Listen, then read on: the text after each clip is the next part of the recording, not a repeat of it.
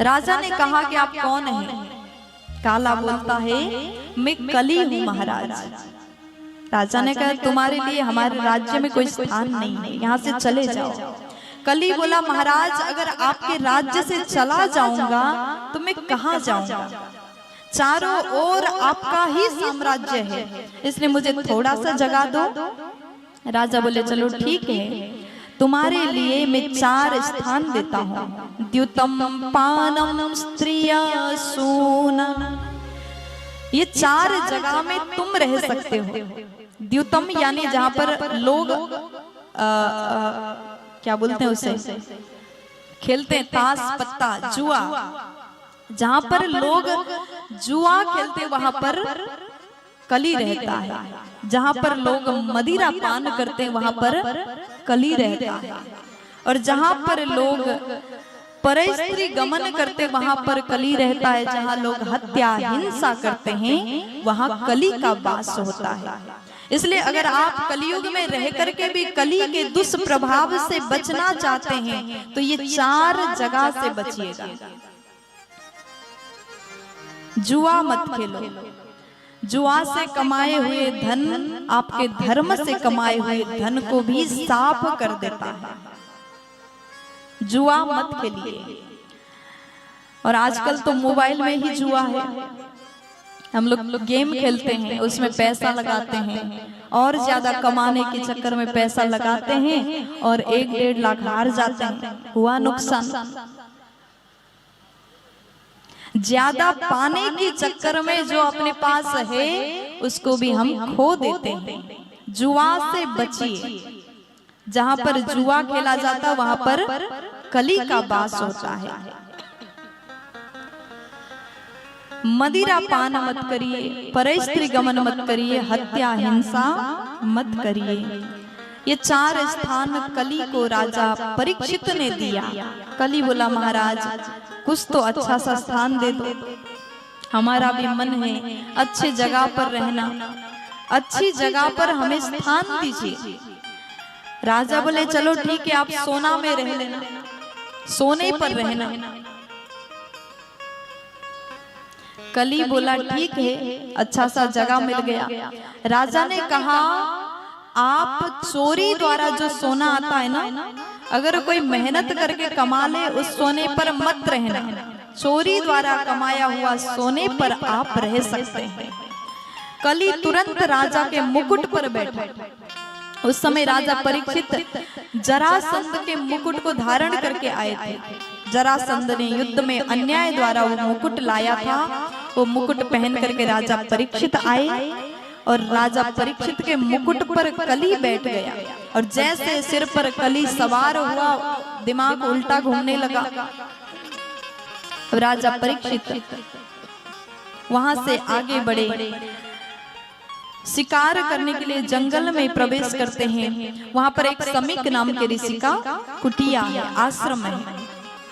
राजा परीक्षित गए, शिकार करते करते उनको प्यास लगी। राजा ने कहा कोई है मुझे जलपान करा दो, लेकिन भीतर से कोई जवाब नहीं मिला। समीक जी ध्यान में बैठे तपस्या कर रहे हैं, अब आवाज नहीं मिला। तब राजा परीक्षित ने बहुत देर तक इंतजार किया, बहुत बार कहा जल पिला दो, जल पिला दो, कोई जवाब नहीं आया। तो उसके बाद राजा को बड़ा क्रोध आया। वहीं पर बगल में एक मृत सांप पड़ा था, उसको तलवार से उठाया, समीक जी के गले में डाल दिया और स्वयं राजा अपने राज्य में गए। थोड़ी देर पश्चात समीक जी के पुत्र श्रृंगी ऋषि आए। पिता को देख करके रोने लगे, चिल्लाने लगे। तुरंत राजा परीक्षित को श्राप दिया, आज के 7 दिन बाद राजा परीक्षित को तक्षक नाग द्वारा मृत्यु प्राप्त हो। श्राप दिया। समीक जी को ये बात पता चल गया और समीक जी ने कहा कि अरे बेटा तुमने क्या कर दिया, राजा हमारे लिए भगवान समान है। राजा परीक्षित जी तो बड़े धर्मात्मी राजा थे, उनके लिए ऐसा श्राप नहीं देना चाहिए था, ये तुमने गलत किया। अब राजा परीक्षित अपने राज्य में गए, मुकुट को उतारा, उनको याद आया आज हमसे बहुत बड़ा पाप हो गया, जब तक मुकुट धारण करते रहे उनको कुछ भी ज्ञान नहीं हुआ।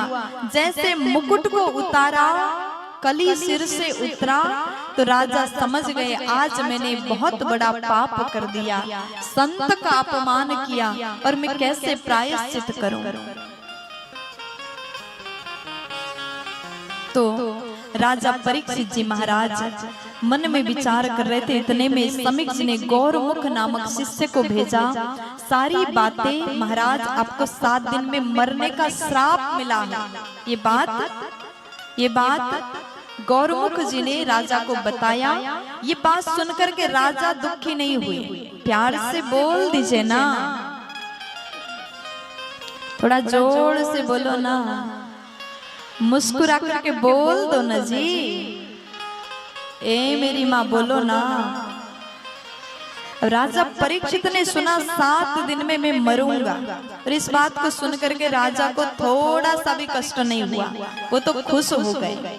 देखो दुनिया में ऐसा कौन होगा जो ये जान ले कि आज के इतने दिन बाद हम मरेंगे, इतने दिन बाद मरेंगे, ये जानने के बाद खुश हो सके, ऐसा कोई भी नहीं है। हम लोग तो तैयारी करते हैं, तैयारी करते हैं कि घर जमीन जायदाद क्या करें, किसको जगह दें, हाँ अपने पास जितना भी धन संपत्ति किसको दें, कौन से बेटा को दें, ये तैयारी करते हैं। लेकिन ऐसा किसी को पता नहीं चलता। अगर पता चलता तो आज के मनुष्य क्या करते, क्या करते हैं? पता चलता तो रोते। लेकिन हमको तो लगता है कलियुग की प्राणी, अभी के समय के प्राणी, अगर इतने दिन बाद हमारी मृत्यु है ये अगर जान ले तो मरने के 4 दिन पहले की फोटो खींचेंगे। जैसे शादी के पहले प्री वेडिंग शूट करते हैं ना, वैसा चलता। प्यार से बोलो ना, थोड़ा जोर से बोल दो ना जी। लेकिन हमें अपना जन्म तारीख पता है, लेकिन मरण कब होगा किसी को नहीं पता।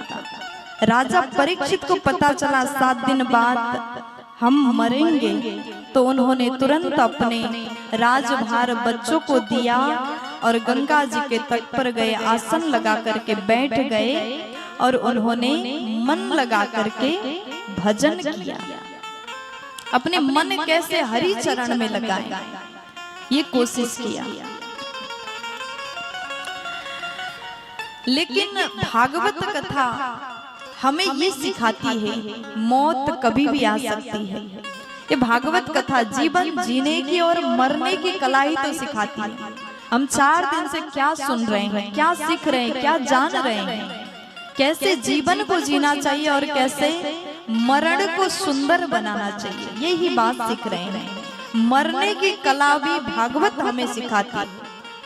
अगर कथा सुन करके अपने जीवन में कुछ नहीं तो कम से कम 108 बार भगवान का नाम सुबह सुबह उच्चारण करने का अपने आदत बनाया, तो वही नाम आपको भवसागर से पार कराएगा। भगवान का नाम जप करने का स्वभाव बनाइए, नहीं तो ये मन बड़ा चंचल है। अभ्यास से ही हम माया के बंधन से मुक्त हो सकते हैं, लेकिन वो अभ्यास का नाम है नाम जप। मन लगे चाहे ना लगे, हर परिस्थिति में आप सोते जगते उठते चलते बोल कुछ भी काम करते समय नाम जप करिए। ये मन बड़ा चंचल है, कैसे तेरी भजन करूं, जितना इसे समझाऊं उतना ही मचलता है।